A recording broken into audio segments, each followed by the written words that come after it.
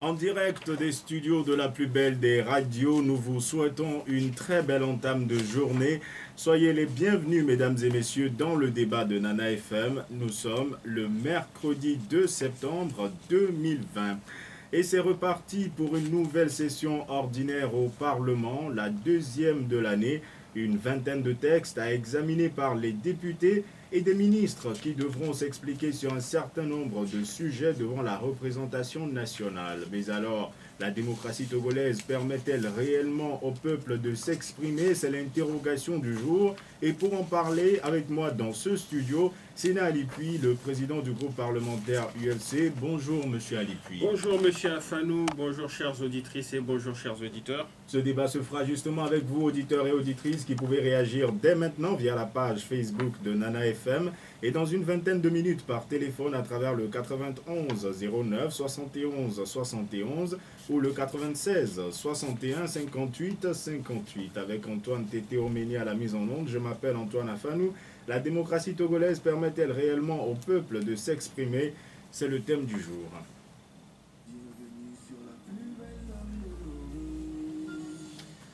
Et comme dit l'adage, c'est au bout de l'ancienne corde qu'on tisse la nouvelle. Avant d'évoquer cette nouvelle session au Sénat, et puis quel bref bilan pouvez-vous nous faire de la précédente? La session précédente a été impactée, je dirais, avant tout par le Covid-19 et nous avons, pendant les 2 mars à juin, étudié environ 5 textes, dont le plus important était bien entendu la privatisation de la NSCT. Et nous avons également adopté un projet de loi sur l'alimentation pour les enfants qui devrait permettre maintenant de servir des petits déjeuners à presque 150 000 personnes, 150 000 enfants contre 97 000 au début du projet. Donc c'est des choses qu'on a faites et ce que je vais faire pour nous faire gagner du temps, puisque les auditeurs doivent appeler, j'ai tous les textes que nous avons étudiés et votés sur cette clé. Je vais vous la laisser en partant, comme ça vous pouvez les copier. Et pour tous les citoyens qui voudraient y jeter c'est déjà adopté, donc il n'y a pas de secret dessus. Un coup d'œil. Oui, alors, une vingtaine de textes au programme pour cette session-ci. Quels sont les éléments importants? Qu'est-ce qui vous semble intéressant pour vous en tant qu'élu et pour ces Togolais que vous représentez dans le programme de cette session? Comme son Excellence, Madame Yawa Djibodi Chilian, présidente de l'Assemblée nationale, l'a mentionné hier, nous avons environ 23 textes en instance et nous pourrons à l'UFC les 2 textes qui sont les plus importants qui arrivent. Il y a d'abord le texte sur l'identification biométrique et aussi les modifications qu'il y aura sur le Code du travail. Donc je ne vais pas m'étendre trop sur le Code du travail parce que les modifications sont assez longues, on peut revenir là-dessus. Mais le texte le plus important pour nous au jour d'aujourd'hui, c'est celui sur l'identification biométrique. C'était une revendication que comme opposants pendant longtemps, les opposants en ont parlé. Absolument, et l'année passée, à la même période justement, le président du parti des Togolais, le président Nathaniel Olympio, m'a interpellé par écrit sur la question. Donc c'était quelque chose de prioritaire pour l'opposition extra-parlementaire, parlementaire, et nous nous réjouissons que le gouvernement nous ait envoyé le texte. J'ai eu à travailler en commission là-dessus, nous sommes prêts maintenant à aller de l'avant. Alors en 2 mots, puisque c'est un texte important que j'explique quand même aux populations de quoi il en retourne, il s'agit d'avoir un numéro qui vous est unique, qui vous est particulier et qui peut servir pour toutes sortes de raisons, pour des raisons fiscales, pour des raisons sociales, pour des raisons sécuritaires. Donc c'est un numéro, un identifiant unique. Et je pense que lorsque nous voulons développer un pays, le processus d'identification des populations est critique. C'est le B à bas. Et même si nous le faisons 60 ans après les indépendances, c'est une bonne initiative. Ça va permettre de faire tomber les différents silos, c'est-à-dire vous avez la police qui a sa base de données, gendarmerie, et vous avez l'assurance sociale, la CNSS qui a sa base de données. On aura finalement quelque chose qui une base de données centrale qui permet de mieux planifier le développement. Absolument. Et vous avez même des programmes comme Novici, un programme qui a permis d'aider les couches vulnérables. Un avantage, par exemple, du NIU qui va y avoir, ou numéro d'identification unique, oui, NIU, c'est que si, par exemple, vous avez votre NIU, pour des raisons fiscales maintenant, vous avez ce numéro et que vous faites vos déclarations d'impôts chaque année, régulièrement, ça permet de savoir que vous êtes dans la catégorie des populations vulnérables au vu de ce que vous avez déclaré. Et lorsqu'on veut déployer un programme comme Novici, on n'a plus besoin de venir savoir est-ce que vous êtes en bonne santé ou pas. On n'a plus besoin de avec ces genres de bases de données-là, on prend tout ce qui est un revenu dans cette fourchette-là. Et si on va un peu plus loin et que tout cela est lié à un compte bancaire, on peut à la limite même vous déposer de l'argent sur le compte directement. Alors, Donc c'est un exemple des avantages que ce document peut avoir. et on aura probablement l'occasion d'en reparler lorsque Absolument. le texte sera soumis en plénière. Avant cela, certains Togolais se posent des questions, notamment en ce qui concerne l'affaire dite des 500 milliards de francs CFA. Plusieurs attendaient les députés sur la question. Des interpellations ont été introduites, mais selon nos informations, aucune en provenance de l'UFC. Est-ce que cela veut dire qu'à votre avis, aucun sujet ne nécessite des explications de l'exécutif? Ouais, avant qu'on ne parle de ce sujet, il y a quelque chose de beaucoup plus sérieux, de plus factuel, de plus réel que je voudrais dire avant qu'on aborde cette question-là. Vous savez, nous sommes aujourd'hui le 2 septembre. Dans quelques jours, ça va être les 118 ans de la date de naissance du président Sylvanus Olympio. Et donc, au début, je m'étais trompé, je pensais que c'était aujourd'hui, mais c'est en fait dans 4 jours. Donc, je vous ai emmené une copie de sa biographie qui est en ligne.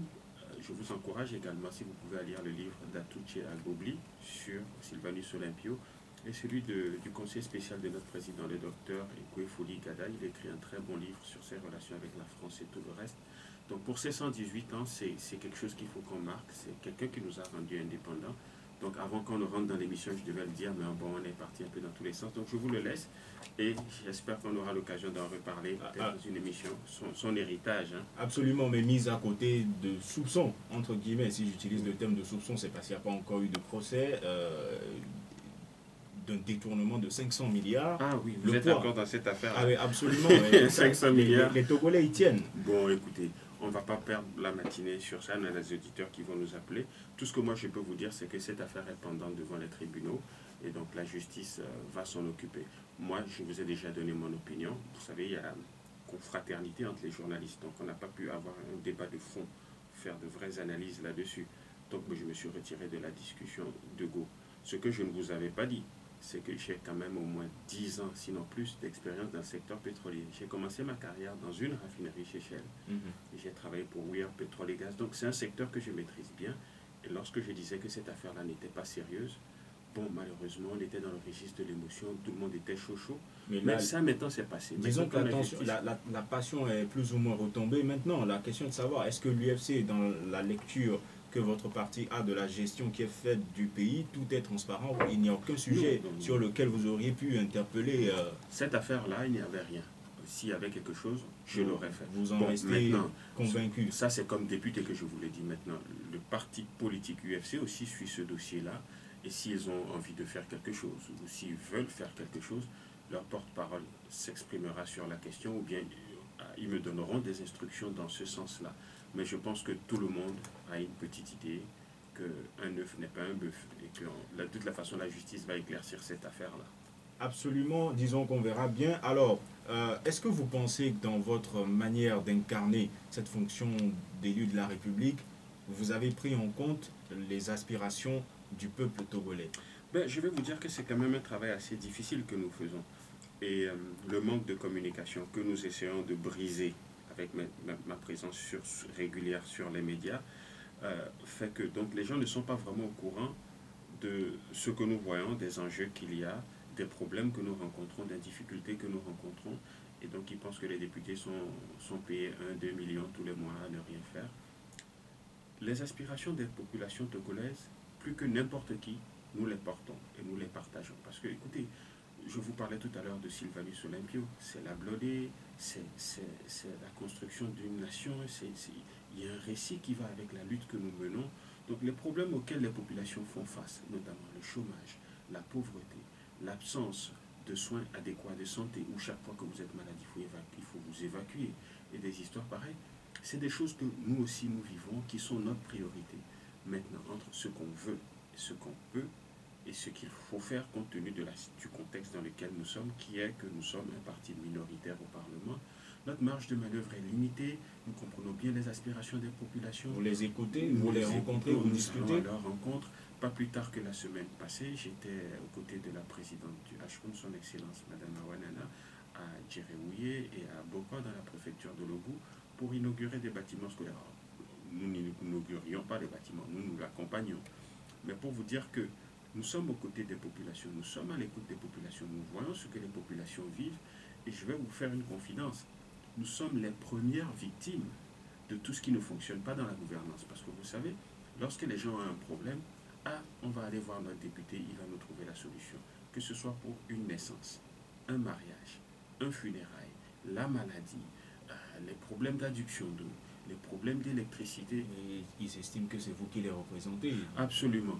Mais vous voyez, dans un pays où la gouvernance à laquelle nous aspirons, à laquelle nous tendons, des projets comme l'électrification et tout cela seront portés par les communautés, dans le sens de l'administration décentralisée, les communes. Vous voyez, nous avons une vision claire sur ces choses-là, de la façon dont ça doit fonctionner, pour que ça ne devienne pas une question personnelle de « Ah, tu es le député, c'est toi qui dois acheter 100 bancs pour une école ». Quand on fait des choses comme cela, et que de l'autre côté, donc c'est bien joli quand vous faites les cadeaux, mais que de l'autre côté, le député gagne 1-2 millions, cet argent-là, c'est un salaire, c'est une indemnité. Il n'a pas les finances pour faire des choses comme ça. Alors quand la pression sociale devient forte sur les députés, qu'est-ce qui arrive? Il s'endette parce qu'il doit faire plaisir aux gens, il doit faire comme tout le monde, il s'endette, ou bien il pense à d'autres scénarios où il peut peut-être être dans des coups, dans des combines où il détourne de l'argent. Donc pour moi, céder à des lobbies pour introduire des phrases il devient beaucoup plus corruptible. Donc ça c'est un autre sujet que nous allons aborder, mais ce que je veux dire c'est que nous sommes en première ligne des difficultés que les populations subissent ou vivent. Donc nous les comprenons bien, sauf que nous comprenons également bien le gouvernement et les mécanismes de fonctionnement de l'État qui font que nous sommes tous en train de gérer des ressources qui sont de plus en plus rares, surtout avec ce Covid-là. Alors, la question est de savoir, est-ce qu'à travers votre personne et tous les autres députés, vous avez le sentiment que les Togolais arrivent à s'exprimer? Est-ce que même dans votre statut de minorité, leurs doléances sont portées? Est-ce que vous pensez qu'ils ont de la voix? Absolument, absolument. Je pense que je l'ai fait à plusieurs reprises. J'ai une ligne qui est ouverte pour tout le monde qui peut m'écrire, le 90 39 42 47. Soit vous m'envoyez un texto ou bien un message par WhatsApp, vous serez répondu. Si c'est des doléances, que vous avez des problèmes particuliers, puisque même si je suis élu député dans le goût, on est député de la nation. Donc nous recevons les doléances, nous recevons les problèmes. Il y a ceux que nous résolvons, il y a ceux qui sont en train d'être résolus et il y a ceux que nous ne pourrons pas résoudre. En tout état de cause, nous sommes à l'écoute des populations. Ce qui est important pour nous, c'est que tout le monde puisse être entendu. Et qu'entre deux élections, on mette un peu de côté la partisanerie politique pour nous concentrer sur les questions d'amélioration de la gouvernance, la satisfaction des besoins économiques, sociaux, sécuritaires, santé, éducation, tout le reste des populations. Ça, nous ne le faisons pas comme parti politique, nous le faisons comme élus de la nation et nous le faisons ensemble. Donc, en tout cas, à notre niveau, nous essayons vraiment de mettre la partisanerie de côté, d'autant que nous sommes minoritaires, pour que dans les échanges que nous avons à unir, comme le dit si bien le Premier ministre Agbeome Kodjo, si dans les échanges, il y a une vérité qui se dégage, qu'on s'aligne tous derrière cette vérité-là, qu'on soit de la majorité ou de la minorité. Donc vraiment, nous cherchons des équilibres qui sont en dehors de l'arithmétique politique, c'est-à-dire vous êtes 100, nous sommes 5. Il n'y a pas de eux, il n'y a pas de nous. Maintenant que les élections sont terminées, nous sommes tous membres de la sélection nationale de football qui doit marquer des buts pour le Togo. La démocratie togolaise permet-elle réellement au peuple de s'exprimer? C'est l'interrogation du jour. À vous qui nous rejoignez, vous pourrez participer à ce débat dans 5 minutes environ à travers le 91 09 71 71 ou le 96 61 58 58. Vos réactions sont également attendues sur la page Facebook de Nana FM et nous vous rappelons que nous sommes en studio avec Sénal et puis le président du groupe parlementaire UFC. Alors sur la page Facebook de la radio, il y a un débat dans le débat, c'est qu'il y en a qui estiment que le Togo n'est pas une démocratie, que nous sommes dans une démocrature, c'est ce qu'ils écrivent, il y en a qui pensent que nous sommes littéralement dans une dictature. Sur ce point, quelle est votre conception de la chose? Tout à fait honnêtement, monsieur Afanou, ça c'est la question du jour en fait, ça pourrait être une bonne question pour nos élèves au bac, parce que d'une part ils sont jeunes, ça nous permettrait d'avoir leur perspective sur cette question-là, et comme politique, de traiter leurs préoccupations. Maintenant, nous qui sommes dans la mare au crocodile politique togolaise, est-ce que nous sommes en démocratie? Est-ce que nous ne le sommes pas? J'ai moins de 5 minutes pour répondre à cette question. Donc je vais aller assez rapidement et de façon plus ou moins structurée, quitte à ce qu'on ait à en rediscuter. Donc pour aller dans le vif du sujet, je dirais que de façon structurelle, nous sommes dans une démocratie. C'est-à-dire que nous avons mis en place les structures qui peuvent faire on a une démocratie. Nous avons l'Assemblée, le Parlement, c'est des institutions indépendantes. Nous avons une constitution qui consacre le multipartisme, les droits individuels et tout le reste. Mais donc ça, c'est comme des pièces détachées d'un véhicule. Nous avons toutes les pièces détachées d'un véhicule démocratique. Certains les présentent comme la façade. Non, suivez mon analyse jusqu'au bout, puisqu'on n'a pas beaucoup de temps. Ce que moi je suis en train de dire, nous avons tous les attributs d'une démocratie. Les structures démocratiques sont toutes en place. Maintenant, est-ce que si vous avez toutes les pièces détachées d'un véhicule, ça ne veut pas dire que vous avez forcément un véhicule. C'est en assemblant ces pièces-là, les 4 pneus, le moteur, tout le reste, et le volant, il faudrait qu'il soit au bon endroit. Place, qu'on peut dire maintenant que le véhicule roule. Mais s'il s'agit seulement de dire que oui, nous avons une voiture, parce que tenez là, nous avons les pneus, tenez là, nous avons le moteur, si ce n'est pas assemblé, c'est plus compliqué. C'est cet assemblage-là que nous sommes en train de faire patiemment. Nous sommes à une étape, les pneus sont montés, il y a un certain nombre de choses qui sont faites, mais le moteur aussi est monté, mais peut-être les vitres ne sont pas encore au point. Donc ce qui fait que quand vous roulez à beaucoup devant, les gens se disent mais quel est ce véhicule? Donc le travail auquel nous devons nous adonner maintenant, c'est de continuer l'assemblage de ces pièces détachées pour que nous ne soyons pas une démocratie en pièces détachées, mais nous soyons une démocratie qui est comme un véhicule monté, que nous montons ensemble, qui fonctionne, et que donc celui qui doit diriger le pays, le gouverneur, n'est que le chauffeur. Il y a le copilote, le chef de file de l'opposition, et il y a les passagers dans la voiture. Et maintenant la destination, on l'a choisie ensemble, et le pilote, le conducteur nous y conduit. Il ne nous conduit pas quelque part de force. Donc, c'est un peu ce que je veux dire. Donc, au niveau des structures, nous avons tout ce qu'il faut pour dire que nous sommes une démocratie. Reste l'agencement. Il y a l'agencement d'une part qui continue. Il y a beaucoup de réformes qui ont été faites dans ce sens. Mais le plus important, c'est également la culture. La culture avec laquelle on anime ces structures. Donc, encore avec mon exemple de véhicule, si le véhicule est assemblé, mais que vous ne respectez pas le code de la route, vous allez faire beaucoup d'accidents.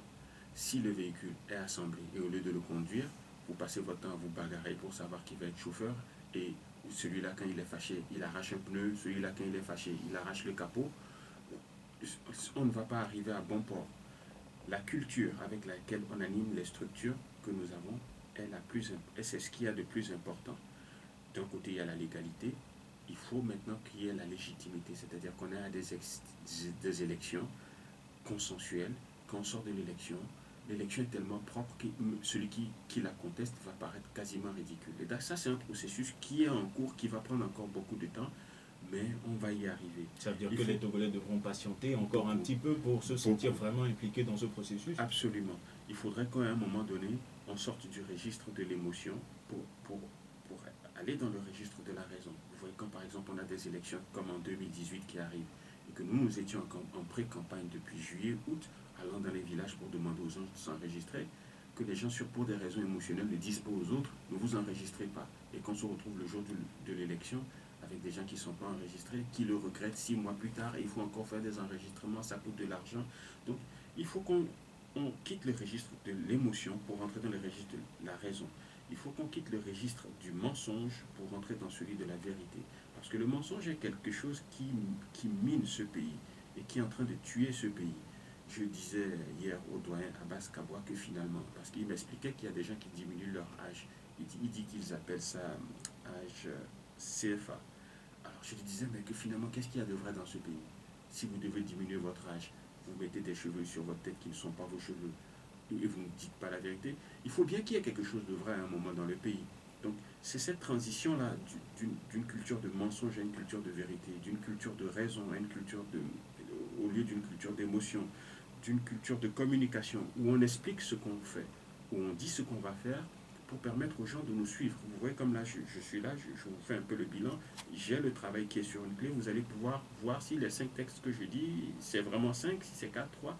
Donc il faut qu'il y ait cette transparence-là dans la façon de communiquer, que les gens, les citoyens comprennent qu'ils ont le droit qu'on leur rende des comptes, ils ont le droit de poser des questions, mais que toute cette démarche-là soit rationnelle, qu'elle soit factuelle, et que ce ne soit pas dans l'émotion, quand on est fâché, on insulte, qu'on passe de l'invective à l'argumentation, qu'on passe, j'ai quasiment terminé, qu'on passe d'un travail de qualité, qu'on fasse un travail propre, plutôt qu'un travail médiocre, et en ne mettant tout le focus que sur l'argent. qu'on passe d'une structure pyramidale à une structure un peu plus horizontale, où tout ne dépend pas de l'équation personnelle d'une personne, qu'on passe d'un système où tout est basé sur un individu à des structures plus autonomes, où tout est basé sur un système et des processus qui peuvent fonctionner même si l'individu n'est pas là.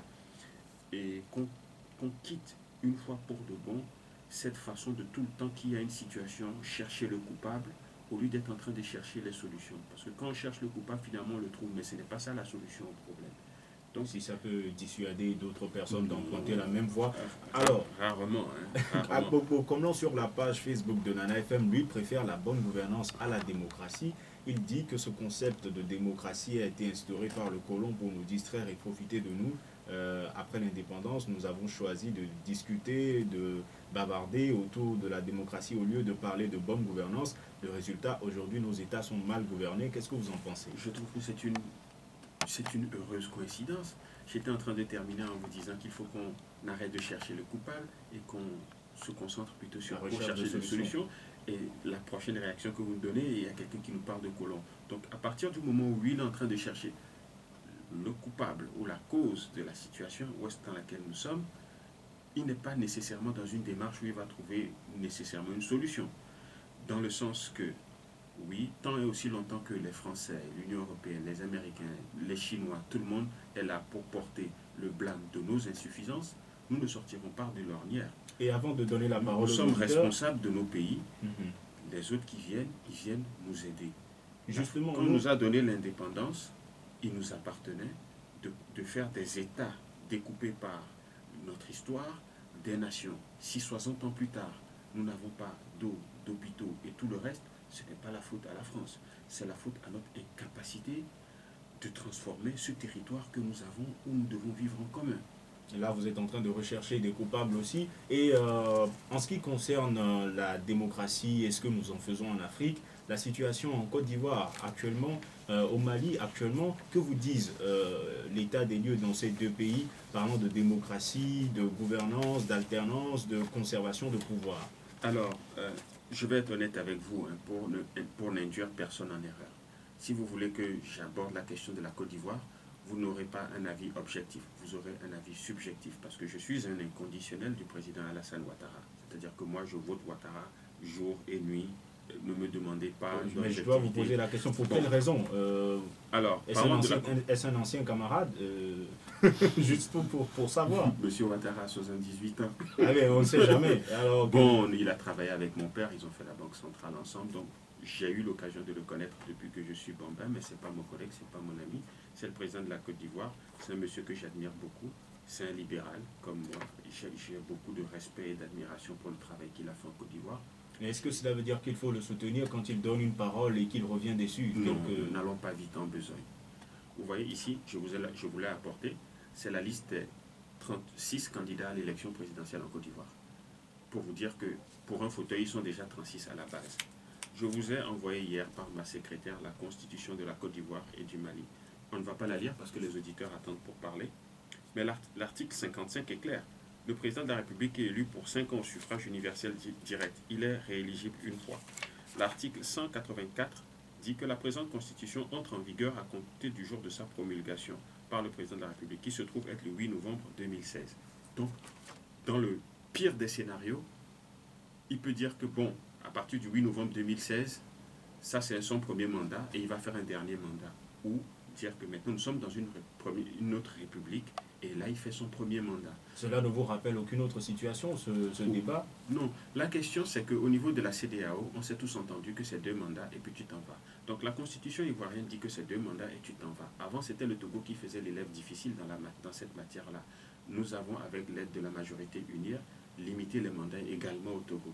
Donc maintenant, si vous voulez faire un changement contre quelqu'un, vous voulez faire un changement contre le pays, il faut choisir.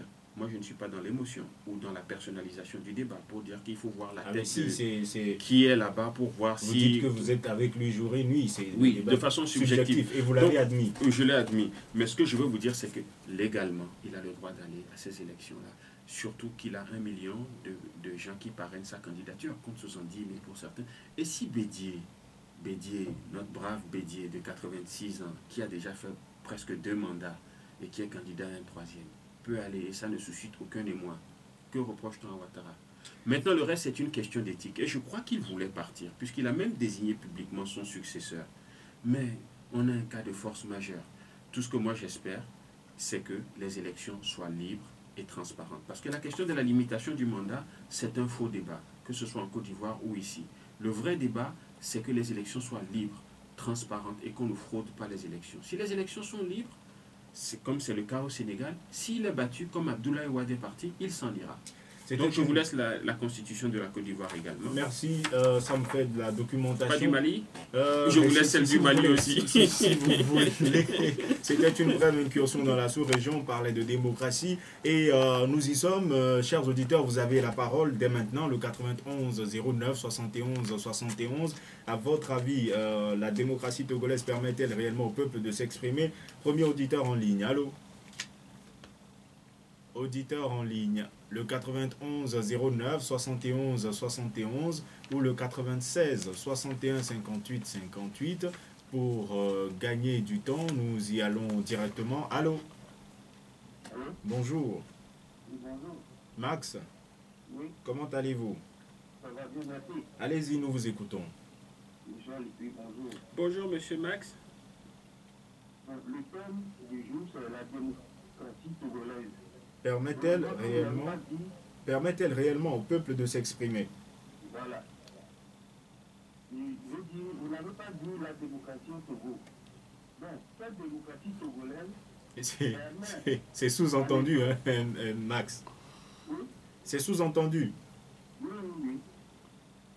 Elle permet en effet au peuple togolais de s'exprimer parce que la devise est le chien aboie, la caravane passe. Vous pensez qu'elle s'exprime, mais enfin que le peuple s'exprime, mais qu'il n'est pas entendu? Voilà. Bien. Tant que, excusez-moi, je vais terminer. Allez-y, allez-y. Tant que vous ne touchez pas à la structure de conservation du pouvoir, je veux dire par là, les élections qui sont déjà qui ont des résultats préfabriqués avant même le jour du vote. Bien. Merci, Max, d'avoir été avec nous. Passez une bonne journée. Le 91 09 71 71. Auditeur en ligne. Allô? Allô? Bonjour. Vous vous appelez comment? Monsieur Sokbalé, vous voulez bien baisser le volume de votre radio? Allez-y, nous vous écoutons. Bonjour Monsieur Sokbalé. Oui. Et comme vous venez de le dire, la démocratie permet à l'individu et aux citoyens de s'exprimer librement.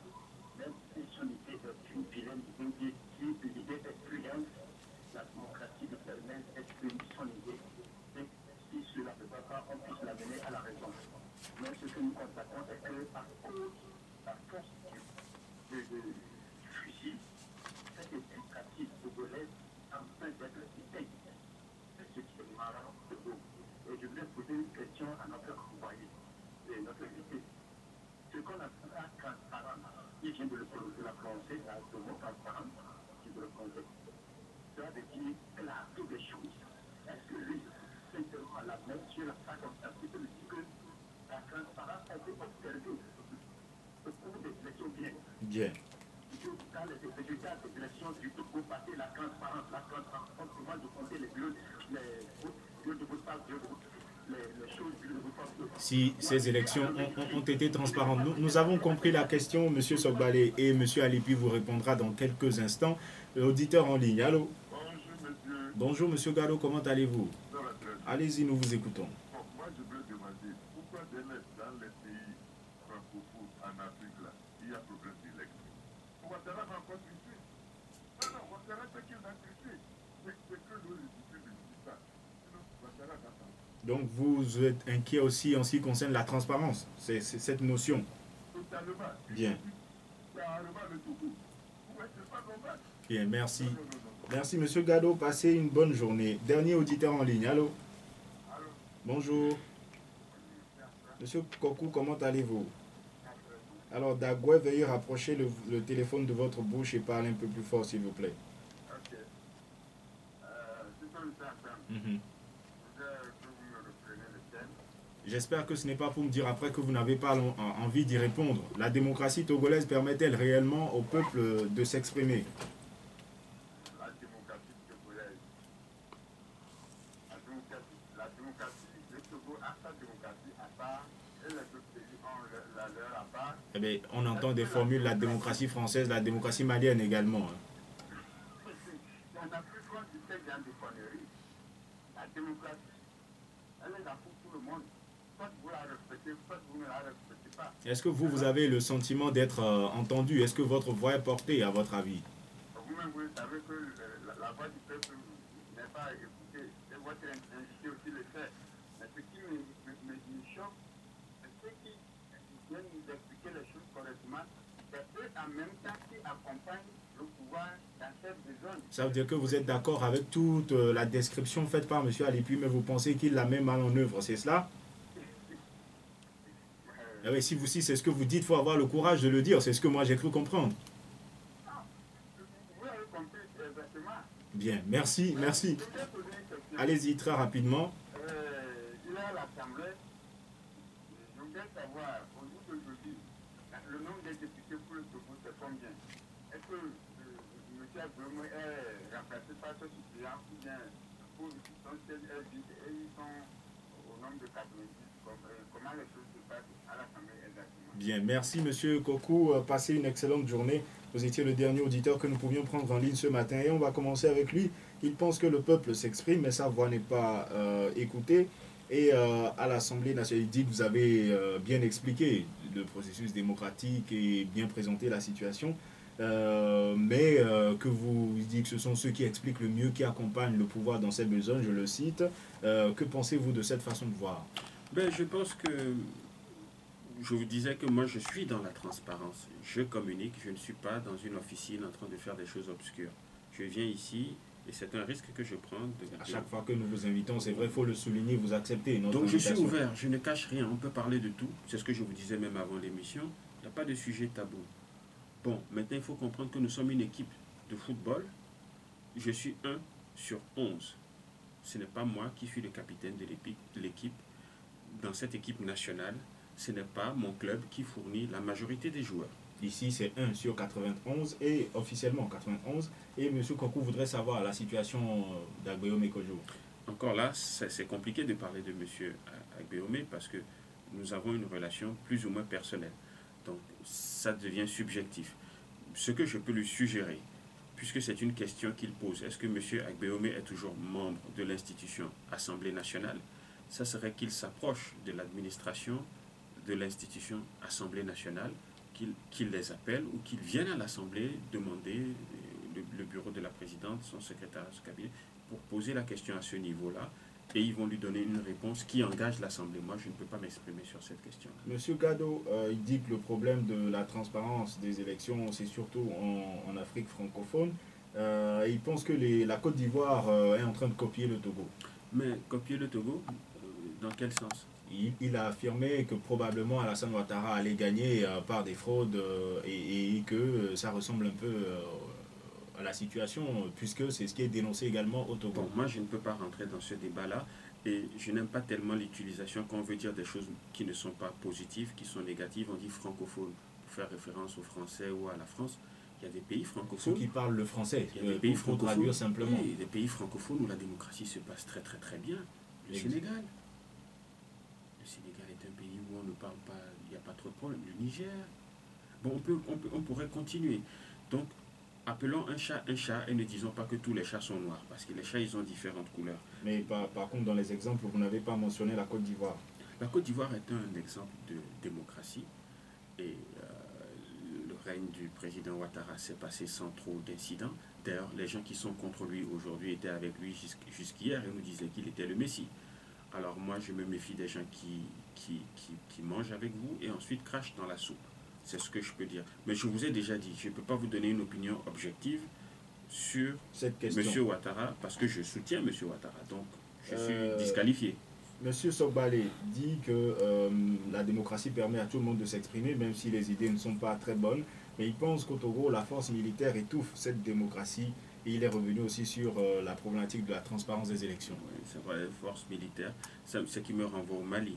Le Mali, ce qui s'est passé là, n'a rien de démocratique.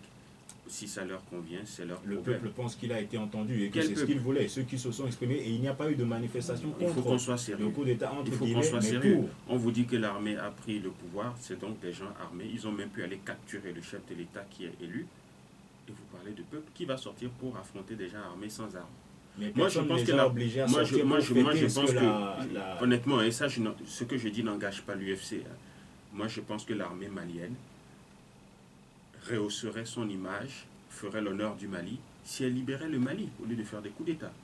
Il faut qu'on se... le Mali, c'est-à-dire le Mali est en proie à des sécessions depuis longtemps. Ils sont incapables de régler les problèmes militaires qu'il y a au Mali et ils veulent prendre le pouvoir pour régler quel problème? C'est un cirque de cons. Excusez-moi, je ne suis pas supposé insulter, mais ce qui se passe au Mali, moi, ça me dépasse. Ça n'a aucun sens. Il faut qu'on se comprenne bien. Soit on veut faire la démocratie, ou on ne veut pas faire la démocratie. Si on dit que le peuple est souverain et qu'on s'est entendu, comme dans le document qui est la Constitution du Mali que je vous ai imprimé, que les dirigeants sont élus, respectons ce principe-là. À partir du moment où chaque fois on fait une exception, on fait une exception, on fait une exception, la situation était tellement mauvaise qu'il fallait que l'armée intervienne. Ça fait 60 ans que nos armées interviennent dans le jeu politique en Afrique et nous ne sommes pas plus avancés. Au Togo, c'était à un moment donné le cas. Est-ce que c'était vraiment nécessaire? Si ça l'était, il ne m'appartient pas d'en juger. Les historiens qui connaissent mieux ces choses-là peuvent faire des recherches, nous le dirons. Mais moi, je pense que si nous nous sommes entendus dans la Constitution, que c'est par les urnes qu'on élit notre président, s'il n'est pas bon, qu'on prenne notre mal en patience jusqu'à la prochaine élection. Moi, je pense qu'il y a un principe qui est très important, que partout, on ne prend pas au sérieux et on se rabat sur des raccourcis qui ne mèneront nulle part. C'est-à-dire que quand vous avez une élection dans un pays, au lieu que les citoyens s'impliquent sérieusement et sincèrement pour que les élections soient transparentes, c'est-à-dire que quand ils ont fini de voter, au lieu de rentrer chez eux, ils restent pour surveiller le dépouillement. Et on s'assure que ce qui est dans le bureau de vote, c'est ce qui est proclamé. Ils ne le font pas. Certains prennent un peu d'argent pour vendre leur vote, certains font ce qu'ils ont envie de faire, et quand finalement à l'élection frauduleuse, alors maintenant, comme les élections sont tout le temps frauduleuses, il faut limiter le mandat. Là, vous répondez en même temps à monsieur... comme les élections sont frauduleuses, il faut faire un coup d'État. Le peuple est dans la rue. Quel peuple est dans la rue? Est-ce qu'à votre avis, la dernière présidentielle au Togo était transparente? C'est une question pour un champion. Je pense que je garderai la réponse à cette question pour une prochaine fois, puisque le temps est presque écoulé. Si c'est le temps, je vous en laisse pour répondre à cette question. Non, écoutez, les élections au Togo sont perfectibles.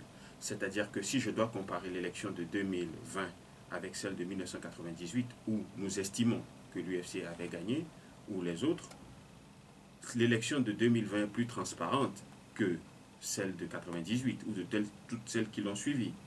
Mais est-ce qu'elle a atteint un niveau de transparence qui nous satisfasse tous dans le pays? Le fait qu'on me dise que, en tout cas je l'entends, c'est des rumeurs, les gens mentent tellement que je ne sais même pas si c'est vrai.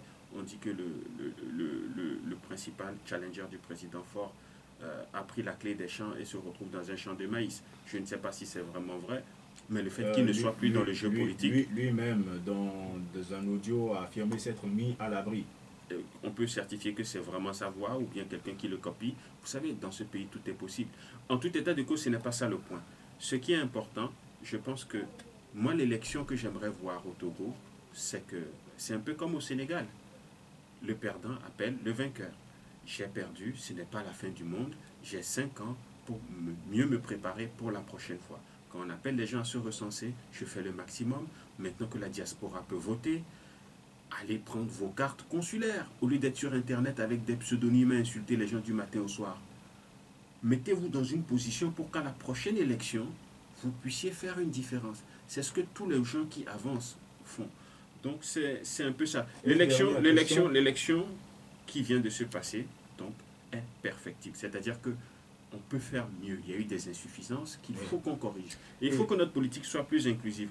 Moi, j'aimerais voir Agbeome Kodjo revenir animer la dynamique Podjo, la dynamique Podjo, pour en faire une force politique plus sérieuse. J'aimerais voir des Pascal Bodjona occuper l'espace politique plus valablement, quitte à même retourner à unir. J'aimerais voir des François Boko ici à Lomé en train de faire la politique, des Kofi Amian, des Tikpi Atiadam.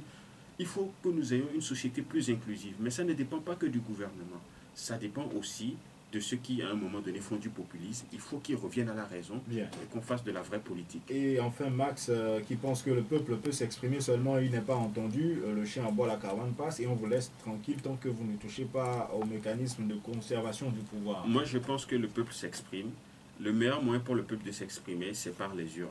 Maintenant, nous, comme politiques, et ça, ce n'est pas qu'un travail pour nous, les politiciens. Nous avons besoin de vous, la presse aussi. Nous avons besoin de la société civile. Nous avons besoin de tout le monde.